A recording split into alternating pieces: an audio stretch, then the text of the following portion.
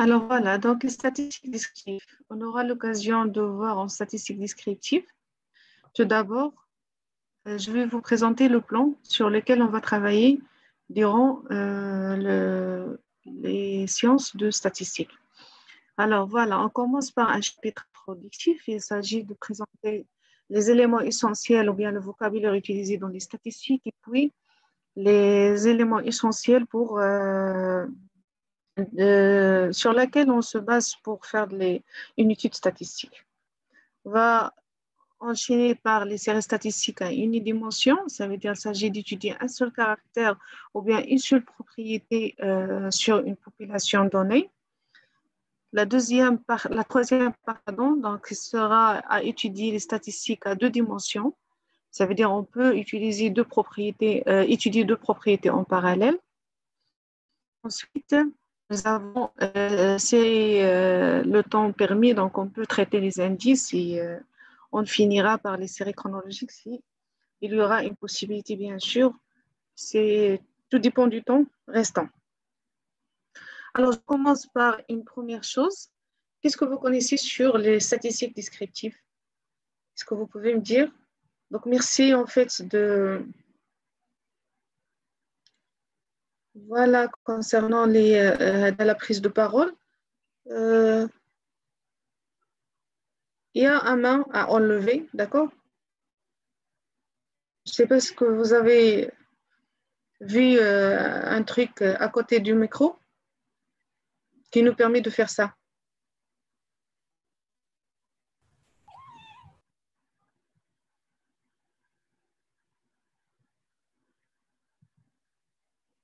Vas-y, qui peut dire c'est quoi les statistiques descriptives, ce que vous avez appris? C'est quoi les statistiques de façon générale? Oui.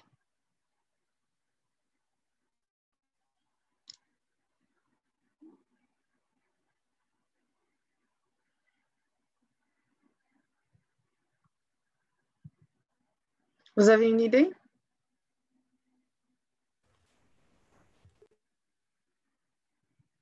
Madame? Oui, Majidi.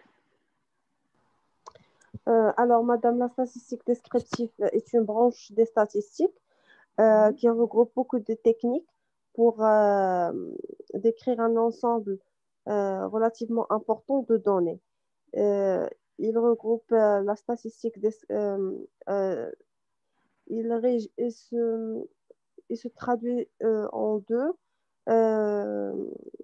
sur le quantitatif et le qualitatif. D'accord.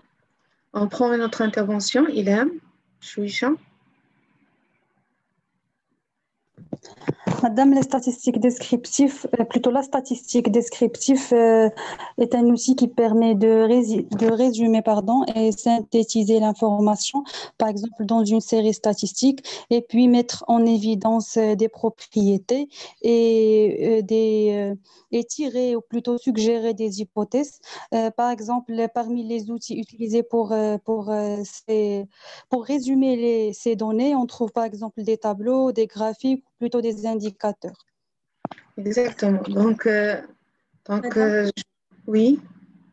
Alors, pour statistique descriptive, donc, elle a pour but de résumer l'information contenue dans les données de façon synthétique et efficace par des représentations des graphiques, indicateurs de position et même des expressions et de relations.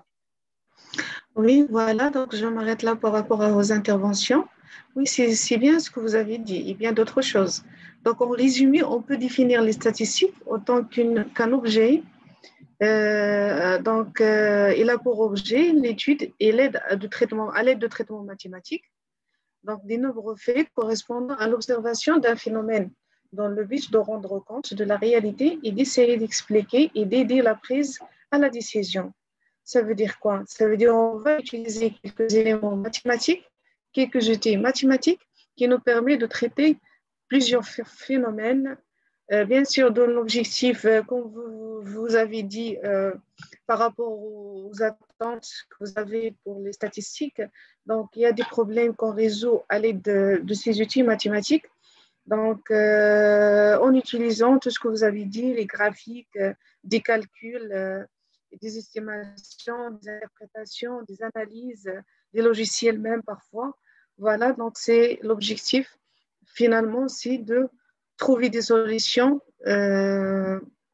à des problématiques et des phénomènes concrets, et puis prendre des décisions donc, qui seront voilà, qui aident les décideurs en fait à prendre des décisions qui seront utiles pour résoudre des problèmes dans le sens où, en particulier si vous avez un problème de logistique, vous pouvez en fait regrouper les données et faire des analyses en utilisant les mathématiques. Et puis, vous pouvez avoir des solutions à l'aide le résultat de l'étude que vous avez faite. Maintenant, si on prend un exemple, vous avez le recensement général des populations. Alors, ceci, c'est un gisement de connaissances sur des aspects démographiques et économiques de la population marocaine. Maintenant, vous avez les statistiques qui ont été faites en 2015. D'accord? Donc, c'est pas en 2015, donc c'est, je sais pas, dans une année ou deux. Donc, voilà, et on a regroupé les données économiques et démographiques sur la population marocaine. Donc, l'objectif de faire quoi? C'est d'aider, en fait, l'État à prendre des décisions, d'accord, les décideurs de l'État, les aider, en fait, à prendre des décisions concernant les problèmes de la pauvreté, par exemple, de l'habitat, du chômage, de la population, bien la démographie et bien d'autres éléments. D'accord? Maintenant, il faut remarquer que nous avons à distinguer entre deux termes, deux notions. Nous avons la notion de la statistique et la notion de l'statistique. Mais bien évidemment, donc, il se confond entre les deux. Vous avez la statistique et les statistiques. La première, c'était, comme la définition a expliqué, ça veut dire une science, des études. Voilà, toute une science qui est basée sur des outils mathématiques. Mais les statistiques, ce sont des données qui sont chiffrées, ce sont des tableaux qui sont regroupés, dont on regroupe plusieurs éléments, plusieurs données, plusieurs chiffres, les résultats des questionnaires, par exemple, le questionnaire que les gens des statistiques qui viennent chez nous, donc, qui nous amènent à remplir et tout. Donc les questionnaires, donc, ils regroupent les données qu'ils ont regroupées dans un quartier et puis ça constitue ce qu'on appelle les statistiques. En résumé, ce sont des résultats numériques tout court. Est-ce que c'est clair? Oui, madame. Oui. Oui, madame. Voilà. Madame, c'est clair. Parfait. Maintenant, on va passer, c'est juste une introduction sur les statistiques descriptives. Maintenant, on va traiter quelques notions de base donc, dont on aura besoin par la suite. Alors, qui peut dire c'est quoi une unité statistique, par exemple? Population ou bien l'échantillon? Qu'est-ce que vous connaissez sur les trois éléments-là? Madame, une unité statistique, c'est un élément de la population ou d'un échantillon. Oui. Oui, un échantillon est un sous-ensemble de la population. Un échantillon, c'est un sous-ensemble de la population. Et une population, c'est quoi? C'est tout le monde. C'est tout le monde. Oui, qui peut dire... voilà, on prend... C'est l'ensemble. Ensemble de personnes ou d'objets équivalents d'étudier. C'est l'ensemble de personnes ou équivalent aux objets étudiés. Oui, on prend Hind Bahout. C'est un ensemble d'unités de même nature, d'unités statistiques de même nature. Pas forcément. C'est pour cela qu'on choisit en fait d'étudier un ensemble. Donc, qui sera homogène ou pas, c'est un autre chose, un autre sujet. D'accord? D'accord. Voilà. Maintenant, c'est quoi une population? La population, donc c'est ce terme-là, donc c'est un peu d'historique sur la population. Voilà, la population, c'est un terme qui est utilisé. Pourquoi? Parce que les statistiques viennent au début pour étudier la démographie. D'accord? Tu as 14 sub-thèmes.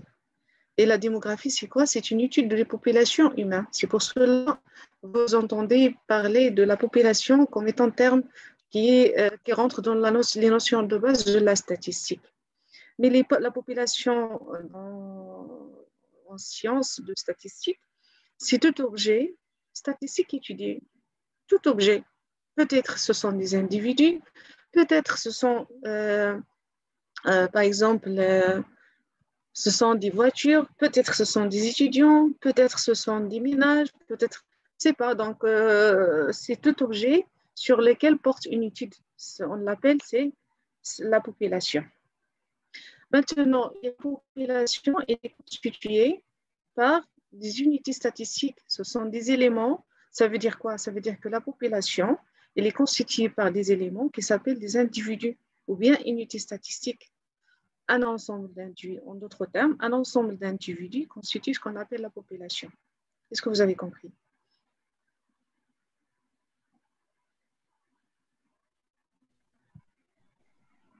Vous pouvez aussi participer par le chat si vous avez des questions ou bien pour répondre à des questions précises. D'accord? D'accord. D'accord, madame. Alors voilà, on prend un exemple de la population. Par exemple, si on prend l'ensemble des étudiants d'un amphithéâtre, alors cet ensemble-là s'appelle une population aussi.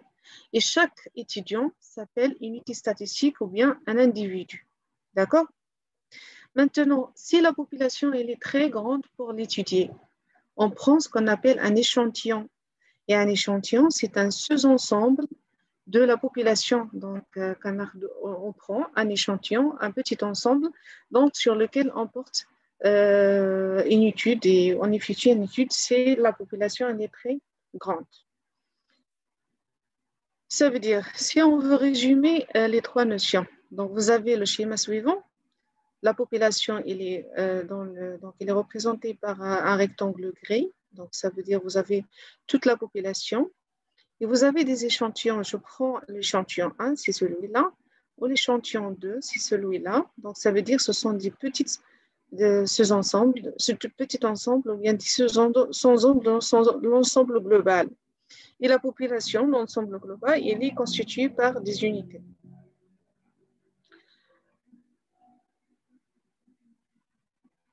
Voilà. Qu'est-ce que vous connaissez sur les caractères statistiques ou la variable statistique? Voilà, des interventions.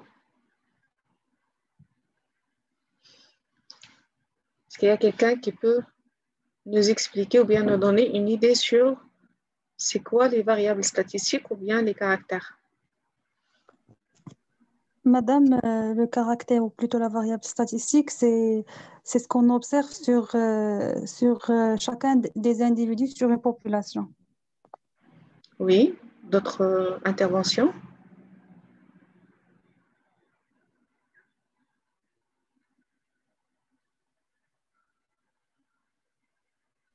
C'est un élément qu'on étudie par exemple comme l'âge. On peut étudier l'âge, le sexe, etc. Voilà, donc Madame, Sana, tu as une... oui, il peut Oui, y avoir deux cas de figure de variables statistiques. On trouve la variable statistique qualitative, euh, une étude qualitative, bien sûr, qu'on peut la faire sous un échantillon ou sur un échantillon sur une population en vue de regrouper quelques éléments qui touchent à leur opinion. Comme il peut y avoir une variable statistique qualitative, plutôt quantitative, qui peut être l'âge ou bien quelque chose de chiffré.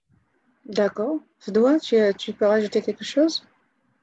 Madame, la variable statistique est une caractéristique qui peuvent prendre plusieurs des valeurs d'un ensemble d'observations possibles auxquelles une mesure ou une qualité peut être appliquée. Hasna, tu as quelque chose à rajouter? Oui, madame, le caractère statistique ou la variable statistique, je pense que c'est l'indicateur sur lequel une étude a été basée. D'accord. Madame, Voilà, donc je vais être là pour les interventions, oui. une variable est une caractéristique selon laquelle l'univers est étudié. D'accord. Donc, je m'arrête là pour les interventions. C'est le caractère statistique, donc elle porte tout ce que vous aviez dit. Donc, on va regrouper ces éléments-là. Dans un premier temps, caractère statistique ou bien une variable, c'est une propriété qu'on étudie. Donc, vous avez une population, vous avez des individus, vous prenez peut-être ces... pardon, si vous avez une population de taille importante, donc vous prenez un échantillon. Maintenant, qu'est-ce que vous allez faire avec cette population? C'est de faire une étude par rapport à une propriété. La propriété peut être l'âge, peut être le sexe, peut être la nature. S'il s'agit, par exemple, de voitures, par exemple, si vous cherchez le type de voiture, la couleur des yeux, l'origine, par exemple, pour les étudiants, l'origine, la date de naissance, toutes les propriétés étudiées sont appelées des caractères statistiques.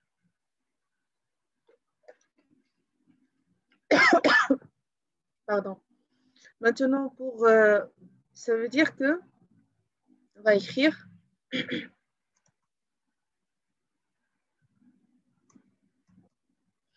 un caractère étant une variable qui caractérise les individus de cette population. Alors, bien sûr, vous pouvez aussi étudier la même population, mais du point de vue différent. Par exemple, quand on prend les étudiants de l'amphithéâtre, donc l'exemple de tout à l'heure, si on étudie cette population du point de vue démographique, peut-être l'exemple de caractère qu'on étudie, c'est l'âge des étudiants. La même population, on pourra l'étudier du point de vue économique, en cherchant par exemple les revenus des étudiants. La même aussi, on peut aussi étudier la même population au point de vue sociologique en cherchant les loisirs des étudiants. On peut aussi étudier la même population du point de vue anthropométrique en cherchant la taille, ainsi de suite. Il y a plein de... La même population, on pourra l'étudier de différentes façons, d'accord, et avec différents caractères et avec différentes variables et avec différents points de vue. C'est clair? Alors, maintenant, dans chaque exemple cité, c'est un caractère différent qui est étudié. Par exemple, vous avez l'âge, les revenus, les loisirs et la taille aussi. Bien évidemment, chaque étudiant, chaque caractère peut varier d'un individu à l'autre. Ça veut dire que si je prends l'âge, par exemple, on aura des âges différents. Et d'ailleurs, dans votre présentation, qui est l'égalé à un de 22 ans, qui est l'égal à 23 ans, et ainsi de suite. D'accord? Donc voilà, vous avez chacun de vous a une valeur de caractère qui est différente. Ces valeurs-là sont appelées des modalités. D'accord? Donc, ça s'appelle des modalités. Donc, les valeurs, les 22 ans, 23 ans, la plupart dans la présentation, il a présenté, il a eu un diplôme tel, un diplôme tel, un diplôme tel. Voilà, donc les différentes réponses que vous avez données, ce sont des modalités par rapport au caractère de quels sont votre diplôme obtenu, dernier diplôme obtenu, par exemple. Est-ce que vous avez compris? Oui, madame. J'espère avoir du feedback. Je ne veux pas un cours qui est étudiant-prof. Donc, je veux un feedback.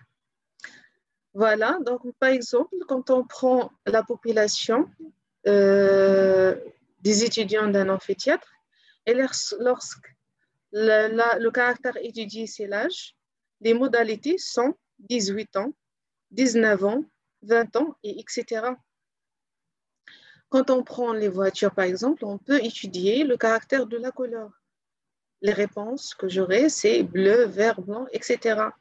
Ce sont des modalités. Donc, 18 ans, 19 ans, toutes les différentes réponses que je reçois, ce sont des modalités. Les différentes réponses que je reçois aussi pour les voitures, ce sont des modalités du caractère couleur sur la population voiture. Alors, on emploie également le terme de variable statistique. Parfois, ces modalités, on les appelle variables, ces modalités, on les appelle comme des valeurs, et le caractère s'appelle aussi variable statistique. Donc, on emploie également le terme de variable statistique pour désigner un caractère et les modalités du caractère étant des valeurs prises par cette variable. Voilà. Tout à l'heure, vous avez parlé de variables statistiques, quantitatives, qualitatives, ainsi de suite. Oui, effectivement, vous avez raison. Nous avons deux grands types de variables qui sont les variables quantitatives et les variables qualitatives. Alors, quelles sont les variables quantitatives à votre avis?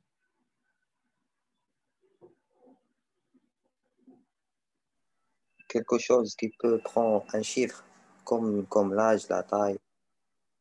Voilà, donc, ensuite. Madame, oui, des Zina. variables numériques. Ce sont des variables qui sont numériques. Oui, ça. Qui peuvent prendre des nombres. D'accord. Madame, mesurable. Sont mesurables. Ilham. Dunia. C'est des variables qui sont quantifiables, qu'on peut les quantifier. Oui, effectivement. Et les variables, voilà. Donc, tout ce que vous avez dit, il est juste, mais on ne dit pas des variables qui sont numériques, mais les valeurs elles sont numériques. Donc, vous avez des valeurs qui sont quantifiables, des valeurs, les modalités. Donc, on a compris qu'un caractère, il a des modalités, ou bien une variable statistique, il a des valeurs. Alors, ils sont quantitatifs, ça veut dire on peut effectuer des calculs numériques sur ces variables-là. Ils sont quantitatifs, ça veut dire les valeurs que vous avez trouvées, ou bien les réponses que vous aurez, ce sont des réponses qui sont numériques. D'accord? Donc, on les appelle des variables quantitatives. Vous avez l'exemple ici, l'âge, le poids, la taille, ainsi de suite, tout ce qu'on peut avoir comme numéro, comme valeur numérique. On peut également effectuer des calculs numériques sur ces caractères. Bien évidemment, on peut chercher le poids moyen, la taille maximale et la taille minimale, etc. D'accord? Alors, par contre, les variables qualitatives, elles sont comment?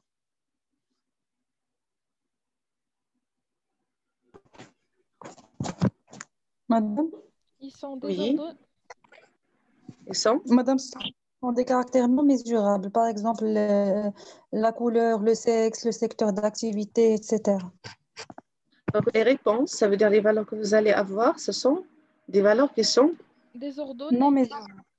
Sont exprimées qui ne sont pas numériques. D'accord? Donc, ce sont des variables ou bien des valeurs que vous allez trouver. Ce sont des valeurs qui ne sont pas numériques. Voilà. D'autres caractères, oui, ils ne sont pas quantifiables ou bien mesurables ou bien qui ne sont pas numériques, car on ne peut pas effectuer de calcul dessous. D'accord? Je suis tout à fait d'accord. Par exemple, la couleur, le sexe, l'origine, la taille vestimentaire, s'il s'agit de l'exprimer autant que non, XL, voilà, medium, large, ainsi de suite. Donc, ce sont des caractères qui ne sont pas quantifiables, ils ne sont pas numériques. C'est pour cela qu'on les appelle des variables qui sont qualitatives. Alors, bien évidemment, on ne peut pas effectuer des calculs numériques là-dessous. Par exemple, si on cherche le sexe moyen, ça n'a pas de sens. D'accord? On peut avoir l'effectif minimal du sexe, mais ce n'est pas le sexe moyen. Est-ce que vous avez compris? Maintenant, on peut avoir la moyenne, voilà, la valeur ou bien l'effectif maximal ou bien d'autres éléments numériques du variable color, mais pas la couleur moyenne, mais pas la couleur maximale. Est-ce que vous avez compris? Voilà, donc ce sont les grandes catégories de variables quantitatives et variables qualitatives. Mais c'est certainement, vous avez la variable quantitative qui, on distingue dans la variable quantitative entre deux catégories, ou bien deux sous-catégories. Et dans la variable qualitative aussi, nous avons deux sous-catégories. Ce qu'on va voir tout de suite. Donc, les variables qualitatives que vous connaissez, qui sont les types? Et quelle est la différence entre les deux types?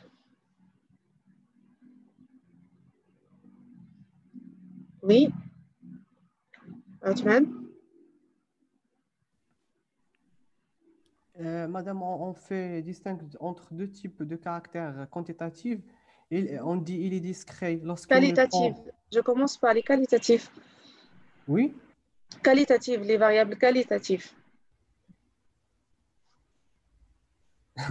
Non, madame, j'ai la réponse sur caractère quantitatif. Ça, ماشي مشكل. يلا أستاذ أسماء جاوبنا على les qualitatifs, les quantitatifs.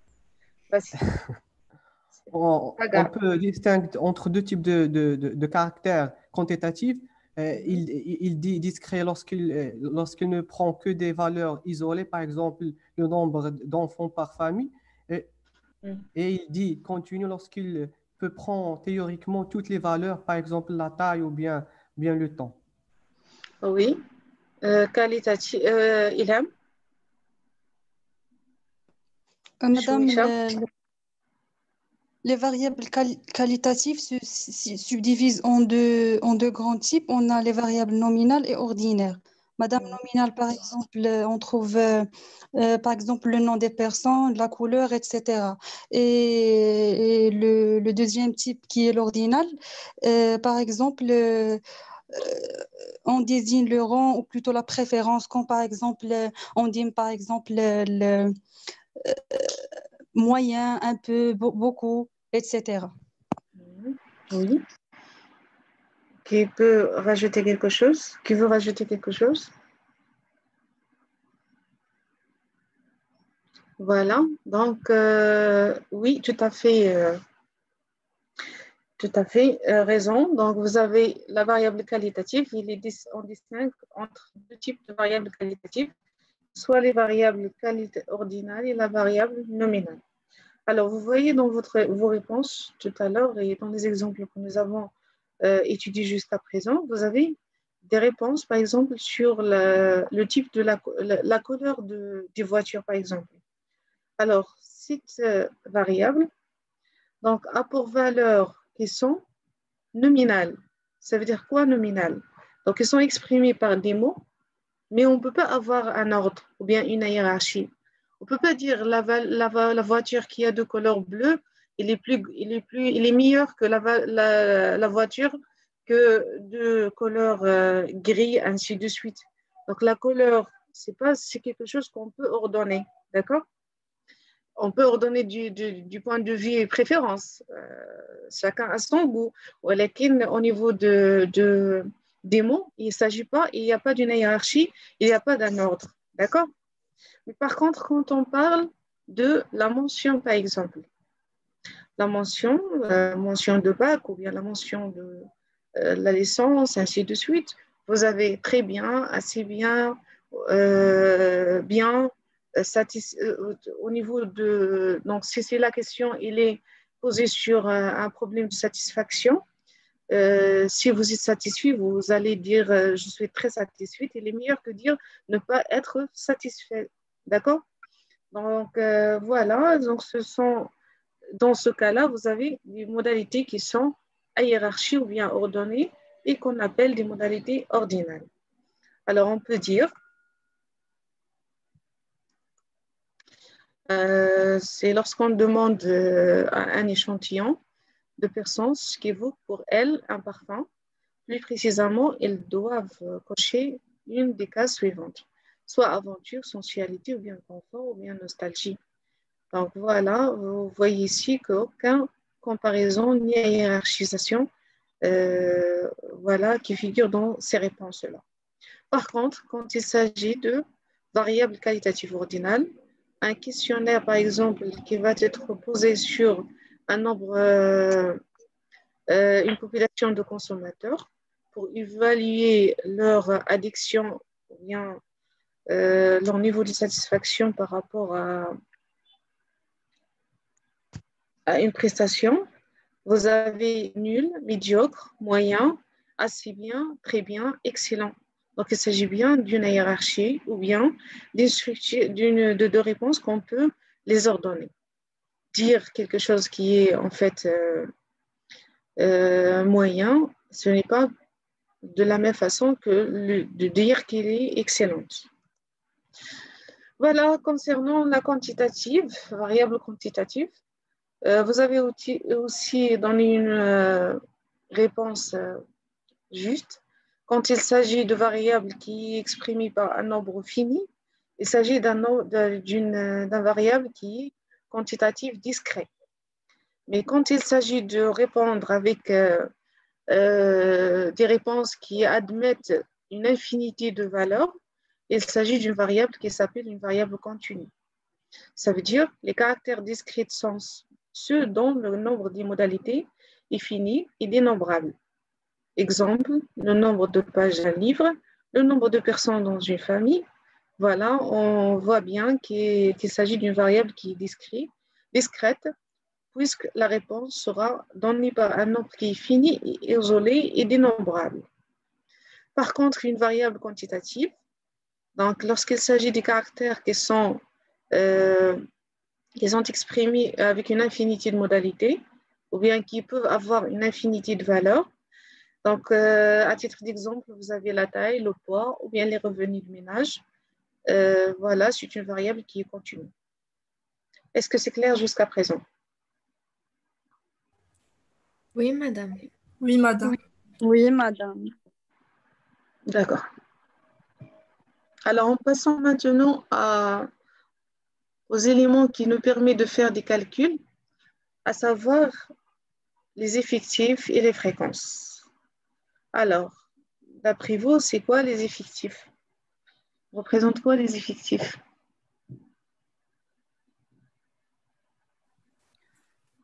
Madame?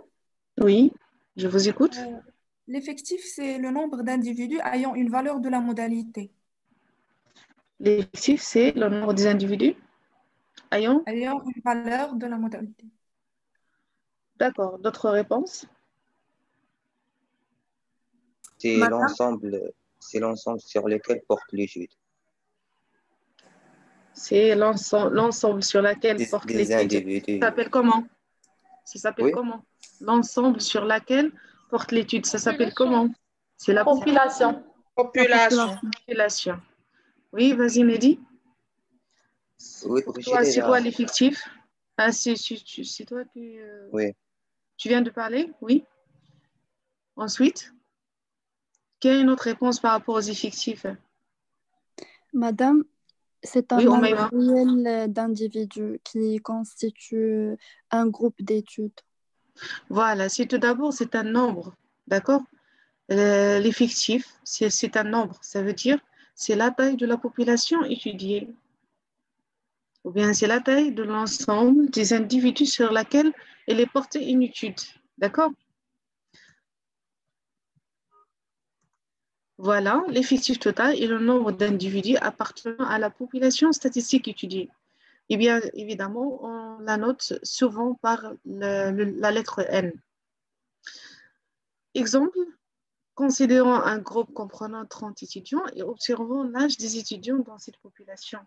L'effectif total, c'est N égale à 30. D'accord?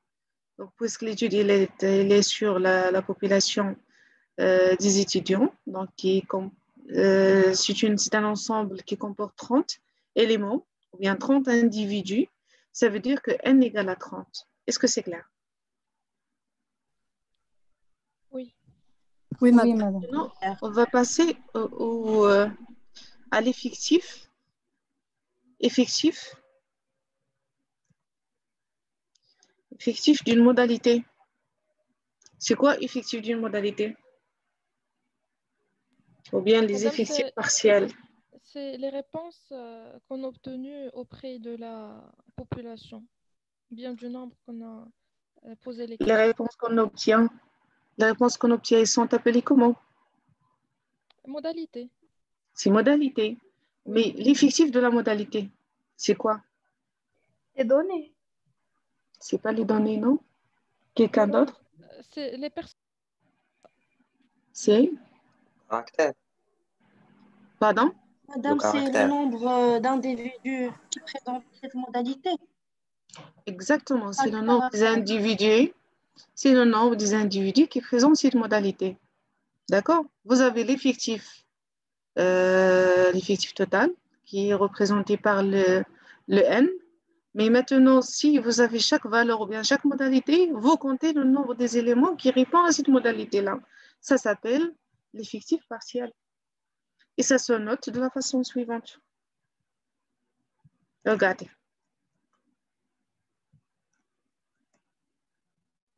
L'effectif d'une modalité x et y d'un caractère x est le nombre d'individus présentant cette modalité.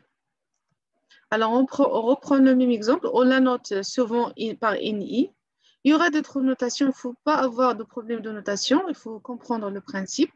Ça veut dire que si vous avez une modalité, vous allez calculer le nombre des personnes qui répondent à cette modalité.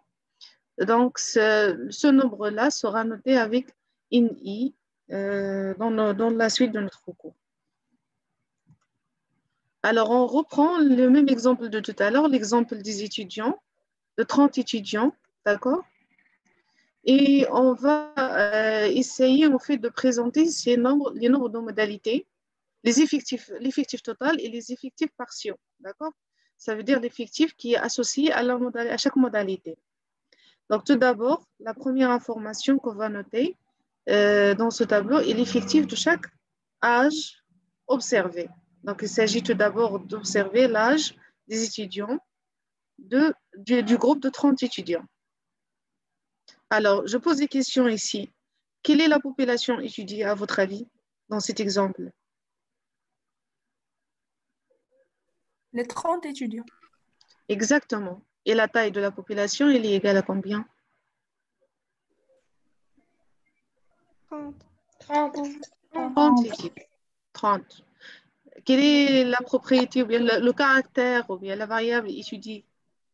C'est l'âge. L'âge. Parfait. Donc, en regroupant toutes les réponses que nous avons depuis les étudiants, on aura le tableau suivant. Alors, vous avez, si on veut lire ce tableau-là, on va le lire comment? Donnez-moi des exemples. Madame, il y a 2 étudiants qui ont Âgé de 18. à l'âge de 18 ans. Qui ont âgé de 18 ans. De 18 ans. Voilà, et nous avons les étudiants, on peut dire aussi, les étudiants ayant un âge de 20 ans, ils sont 10. Ils sont de nombre 10, par exemple. Exactement. Oui. Alors, combien d'étudiants qu'on a avec l'âge 22, par exemple? 3 étudiants. 3 étudiants. 3 étudiants. Et le nombre total, vous voyez ici le nombre total, il est où? 30, le total. 30. Et étudiants. la somme Effectifs. des effectifs de chaque modalité. D'accord? Donc, N1 plus N2 plus N3 plus N4, N5, ça donne 30. Le grand N. Alors, sur ce, on va rajouter les propriétés et notations. Donc, de façon générale, l'effectif total N est égal à la somme des effectifs de chaque modalité du caractère. Ce que l'on peut écrire, N1 plus N2 jusqu'à Nk est égal à N, avec K modalité pour la variable étudiée. Et pour simplifier l'écriture, toujours on utilise la notation à l'aide de la somme. Ce sigma, donc ce sigma, se lit de la façon suivante. C'est sigma, ou bien la somme, allant de i égale à 1 jusqu'à k de in-i. D'accord? Est-ce que c'est clair? Oui, madame. Oui, madame.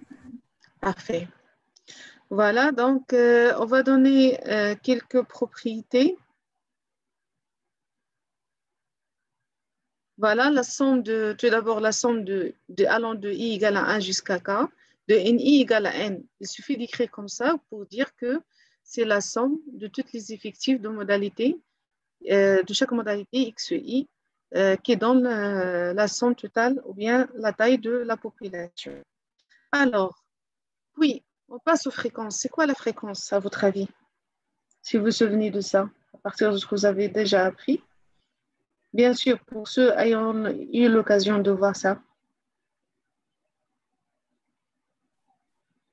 C'est quoi une fréquence? Madame, Oui. la fréquence, c'est le rapport à la taille de la population. Je vous écoute, tu as mal, mademoiselle? Vous ne m'avez pas entendu. Je dis que la fréquence est le rapport d'un effectif par rapport à la taille de la population. Oui, exactement. La fréquence, c'est le rapport de la taille d'un effectif par rapport à l'effectif total, l'effectif de chaque modalité par rapport à l'effectif total. Donc, c'est une proportion. Tout à fait. Donc, on peut dire la fréquence d'une modalité est la proportion d'individus de la population totale qui représente cette modalité. Elle est obtenue en divisant l'effectif de cette modalité du caractère par l'effectif total et notée if indice i, soit fi, if indice i égale à ni sur n. Voilà. Donc, on prend un exemple. C'est toujours le même exemple de 30 étudiants. Donc, on a déjà regroupé le nombre les effectifs qui sont associés à chaque modalité. Et puis, on calcule. Alors, 2 sur 30, c'est l'effectif de la modalité NI sur l'effectif total N égale à 0,067. Donc, 4 sur 30 égale à 0,133. Ainsi de suite. Et on peut calculer aussi la fréquence totale, alors qui est égale à 1. Ça veut dire que si vous faites la somme aussi de toutes les fréquences, vous aurez une fréquence totale égale à 1. D'accord? Si vous n'arrivez pas à trouver le 1, ça veut dire que vous avez une erreur de calcul par rapport aux fréquences. C'est clair? Donc, la fréquence totale, elle est toujours égale à 1. Oui. Alors, ici, donc, vers la fin du chapitre, du premier chapitre introductif, on va étudier quelques propriétés de l'opérateur somme. Donc, il s'agit d'un somme, c'est une notation latin. Voilà, c'est à l'aide de la notation latin sigma. Si vous prenez par exemple P et Q étant deux entiers relatifs, le fait de dire que je vais calculer la somme allant de I égale à P jusqu'à Q, de XI, ça veut dire quoi? Ça veut dire que l'on rajoute de I égale à P, X, les XI, de I égale à P, XP plus 1 jusqu'à XQ. De cette façon-là, ça veut dire que je vais faire la somme. OK? On va dire aussi, on va faire une remarque, c'est que la lettre I, c'est une lettre minute, ça veut dire quoi? Ça veut dire que c'est indifféremment lorsqu'on utilise la lettre I ou bien G ou bien H, donc c'est indifférent.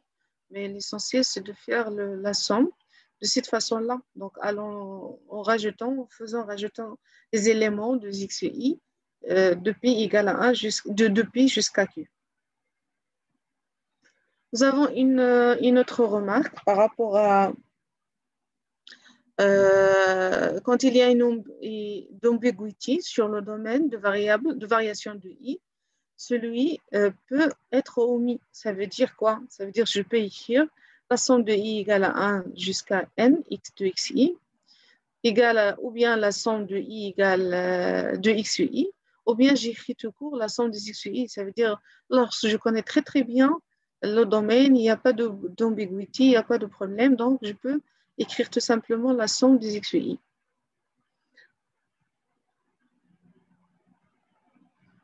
Voilà quelques propriétés de la somme. Donc, à savoir la propriété de factorisation. Donc, on peut rendre un facteur commun. En facteur commun, tous les termes de la somme. Ça veut dire quoi? Ça veut dire que la somme de i, la somme de k à i allant de i égale à k, somme de ai. On va voir une petite démonstration. Ça veut dire si j'écris la somme de i égale à p jusqu'à q de k à i, ça veut dire que je vais rajouter k à p à kp plus 1, ainsi de suite jusqu'à k à q. Ça veut dire que je dois factoriser par k. J'aurai k facteur de ap jusqu'à aq. Cette dernière s'écrit de la façon suivante. La somme de i égale à p jusqu'à q de ai. D'accord? Une deuxième propriété, vous avez la somme de i de ai plus b entre parenthèses. Donc, je peux en fait calculer la somme de ai. Indépendant de la somme de bi. Donc, en faisant la somme, vous aurez la somme de la somme. Ça veut dire la somme de la somme et la somme des sommes. C'est clair? En faisant comment? Vous avez en fait une petite démonstration sur l'écran. La somme de i égale à p jusqu'à q, de ai plus pi. Donc, je fais la somme d'une façon linéaire. Puis, je regroupe toutes les A dans un côté et les B dans les autres côtés, les B dans l'autre côté. Et j'applique la même définition. Donc, j'aurai somme de i égale à pi jusqu'à q de ai, plus la somme de i égale à pi jusqu'à q de bi. Une troisième propriété, c'est la somme de k ai plus bi, facteur de ai plus bi. Donc, en regroupant ces deux premières propriétés, la première et la deuxième. Alors, vous avez quoi? C'est tout simplement k, somme de ai plus k, somme de bi. D'accord? En faisant comment? Donc, c'est en se basant sur les deux premières propriétés. Maintenant, si on veut généraliser un petit peu, vous avez la somme de i égale à 1 jusqu'à n. Dans un cas particulier, k égale à n fois k. D'accord? Alors, en faisant comment? C'est la somme de k. Je rajoute k à k plus n fois. Il sera n fois k quand on regroupe. Et la dernière propriété, c'est la somme de i égale à p jusqu'à q de k. C'est égal à q moins p plus 1 fois k. Voilà. Je vous attends si vous avez des questions.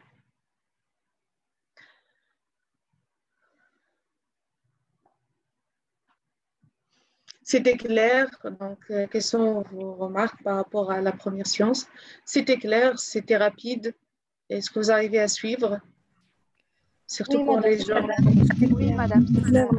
C'est simple, c'est clair. Oui, madame. C'était lent? C'était clair, madame. C'était rapide, c'était lent? Non. Non, madame. Voilà, vous avez des questions par rapport à ce qu'on a étudié aujourd'hui? Non, madame, merci. Non, madame. Merci. Non, madame.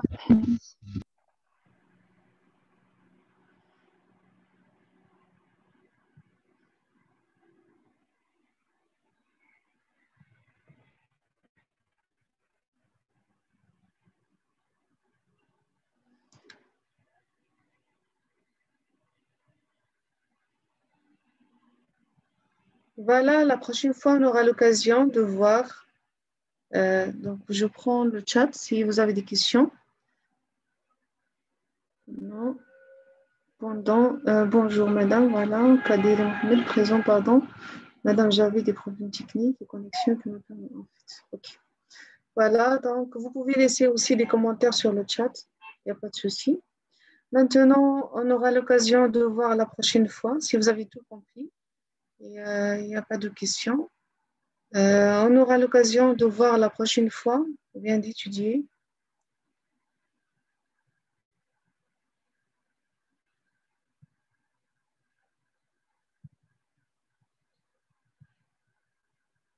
Voilà. D'étudier.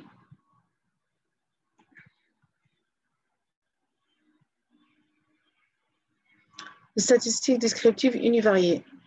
D'accord? C'est ce qu'on va voir la prochaine fois, Inch'Allah. Les statistiques descriptives univariées, on va voir les tableaux, les graphiques, et puis des caractères, ou bien des propriétés, des paramètres qu'on va étudier aussi. Ce sont des outils mathématiques qui nous aident à faire des descriptions, mais dans le cas où vous avez une seule variable étudiée. D'accord? Voilà, c'est tout ce que j'ai pour aujourd'hui.